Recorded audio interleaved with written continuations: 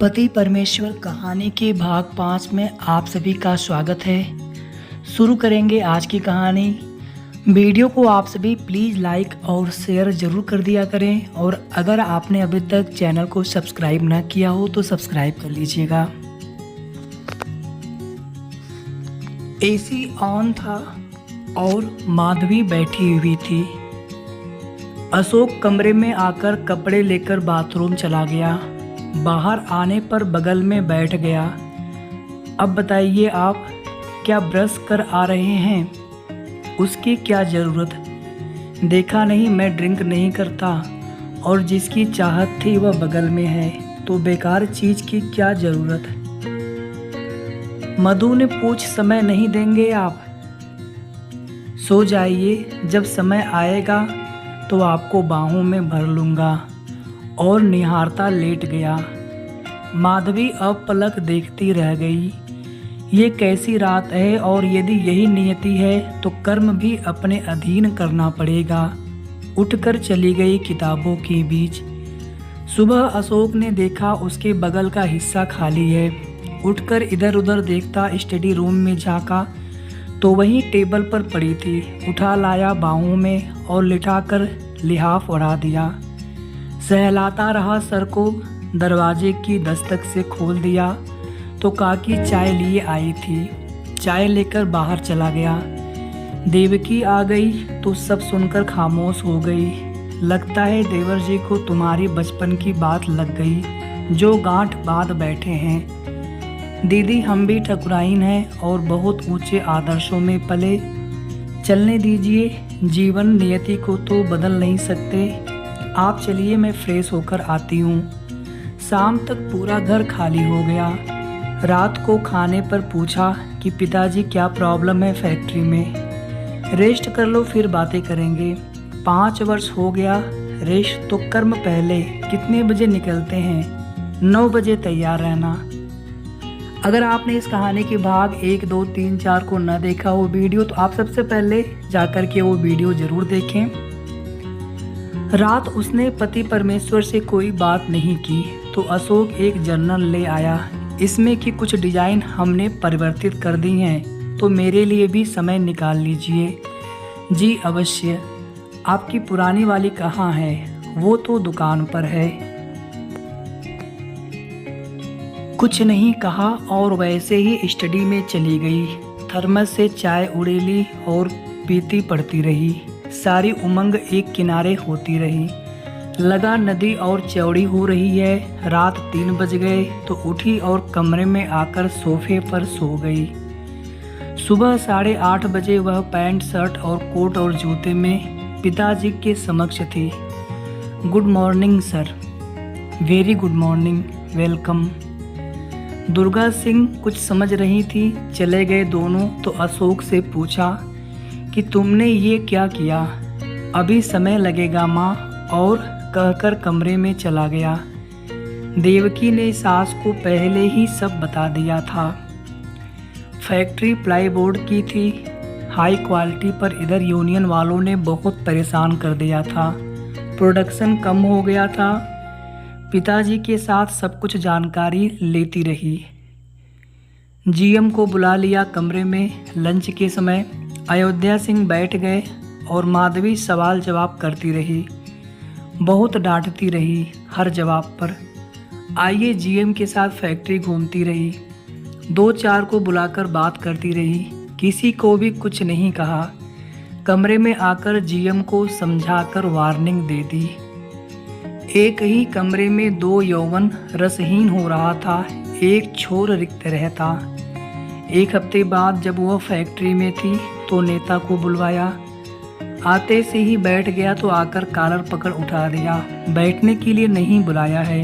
ये जो पिछले 1 साल से उद्यम काट रखा है तुमने, उसे 1 मिनट नहीं लगेगा तुम्हें अंदर जेल में सड़ने के लिए। तुमने तो लेबर एक्ट ही सारे तोड़ डाले। कहो तो गिनाओ कानून के उल्लंघन। और हाँ, स्ट्राइक की धमकी मत देना, नहीं तो तुम्हारा पूरे खानदान का नामो निशान मिटा दूंगी। कल बोनस अनाउंस होगा जिसमें तुम्हारा नाम नहीं होगा। 1 महीने में प्रोग्रेस कर दिखाओगे तो 1.5 गुना दूंगी। जाओ और चुपचाप प्रगति करो और करवाओ, मुझसे मिलो और ज़रूरत को ले जाओ। समझ में आया? वर्कर क्या कहेंगे? क्यों? बुनियादी सेवाएं तो हम दे रहे हैं।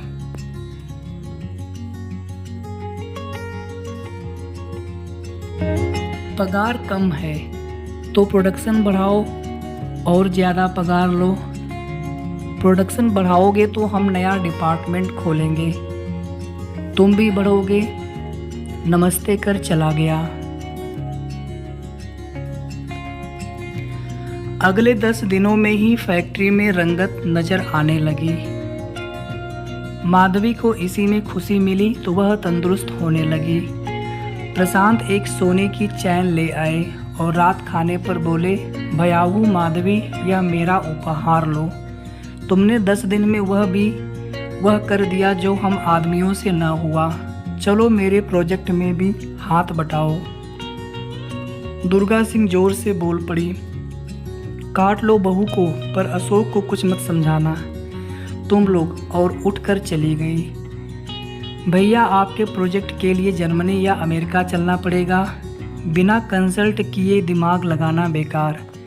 नहीं माधवी, भारतीय बनाएंगे तो सस्ता पड़ेगा। तो चलिए बेंगलोर चलते हैं। अयोध्या सिंह बोल पड़े, बहू तुमने ये सब कब पढ़ लिया?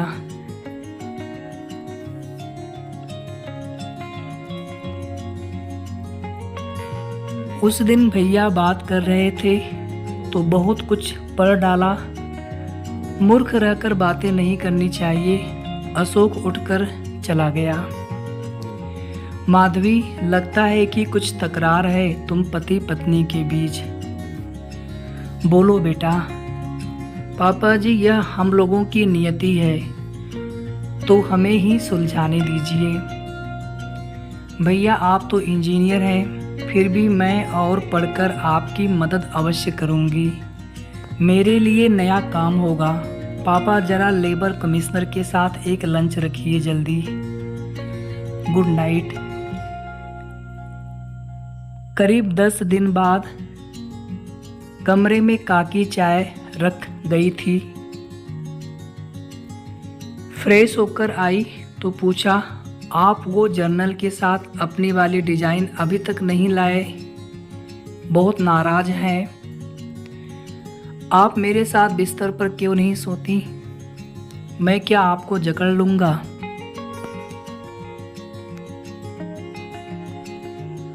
वो आप बिना मेरी सहमति के कर नहीं पाएंगे। आपने तो पहले ही दिन मेरे आमंत्रण को ठुकरा दिया। मेरा क्या दोष?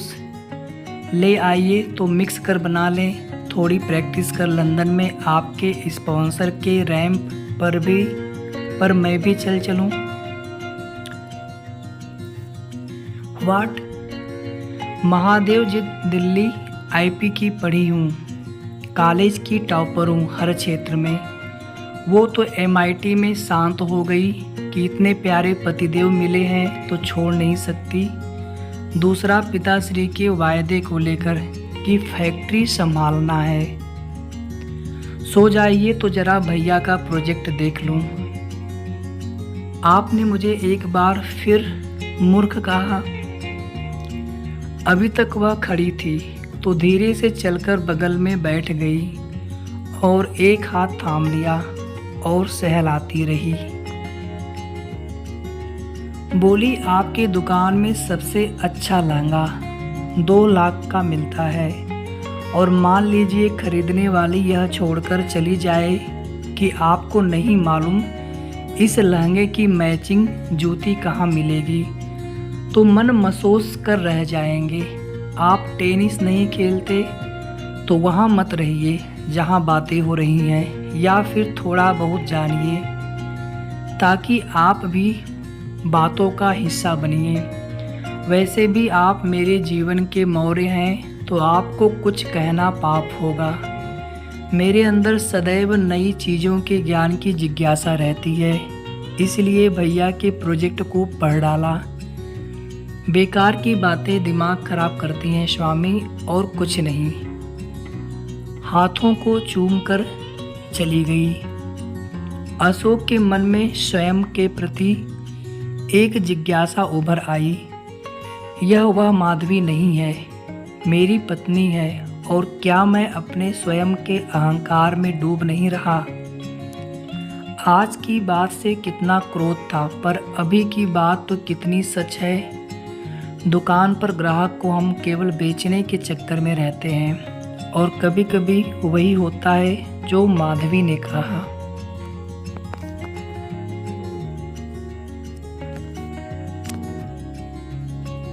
कल लाता हूँ दोनों डिजाइन, और लेटे लेटे नावल पढ़ने लगा। सोचा आज जब कमरे में आएगी तो क्षमा मांग लूँगा, और पढ़ते पढ़ते न जाने कब किताब ढुलक गई। सुबह काके के दस्तक पर दरवाज़ा उसे ही खोलना पड़ा। मालकिन कहाँ है भैया? जरूर रात भर पढ़ रही होंगी, सोती नहीं है क्या काकी?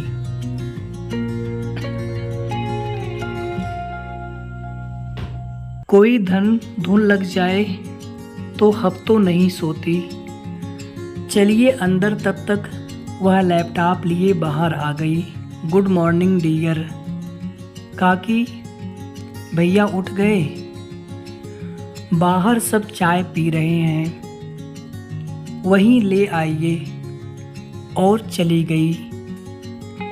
सबको गुड मॉर्निंग बोलकर कहा, भैया आपने प्रोजेक्ट की कॉस्टिंग, प्रॉस कॉस्ट सब कैलकुलेट की है। Don't do it, better take a franchise. और लैपटॉप खोल सामने रख दिया। दुर्गा सिंह देखती रही, और देवकी कुछ अनमनी और अयोध्या सिंह आय को देखने लगे। काकी, रात चाय कम पड़ गई थी तो जल्दी एक कप दीजिए। प्रशांत सारा पढ़ता रहा, तब तक माधवी शांत चाय पीती रही। प्रशांत ने उठकर माधवी का माथा चूमकर हाथ सर पर रख दिया। तुम सही हो, मैं खाली पुलाव बनाता रहा। सोती नहीं क्या? भैया हम लोग प्लाई बोर्ड के वेस्ट को लेकर प्लान करेंगे। न नून लगेगा न फिटकरी, केवल मार्केटिंग और एडवर्टाइजमेंट। सोने के लिए अभी दीदी वाली उम्र नहीं आई। तुम लंदन घूम आओ तो तुम्हारे संग बैठकर कोई ठोस निर्णय लूँगा। अकेली फैक्ट्री से काम नहीं चलने वाला। मेरे 3 बच्चे और अशोक के सब अलग अलग विचारों वाले होंगे। जरूरी नहीं कि सब एक में रहें।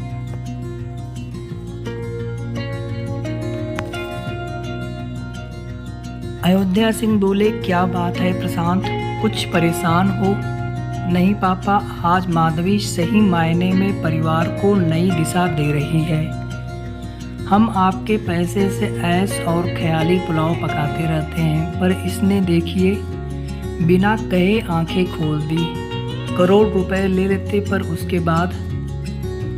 माधवी उठ गई और चली गई। अशोक को अब बेचैनी होने लगी, उसे हृदय से लगाने की। मन कर रहा था कि कहे रुक जाओ आज और समा जाओ मुझ में, पर कह नहीं सका। वह बिना हिचक चेंज करती रही कमरे में, और वह मौन निहारता रहा। वह अब थोड़ी कुछ निखर गई थी, और उसने कुछ उतार फेंका था, शायद चुभन। आज लेट हो गई, फिर भी 9:30 फैक्ट्री में थी। फैक्ट्री पहुंच कैंटीन मैनेजर के पास जाकर उसे इतनी डांट पिलाई कि उसके होश उड़ गए। एक स्टाइल में उसने सब अरेंजमेंट बताया कि कल से यह नहीं मिला तो उठा के बाहर फेंक दूंगी। सारे वर्कर को कैप और मास्क कंपलसरी कर दिया।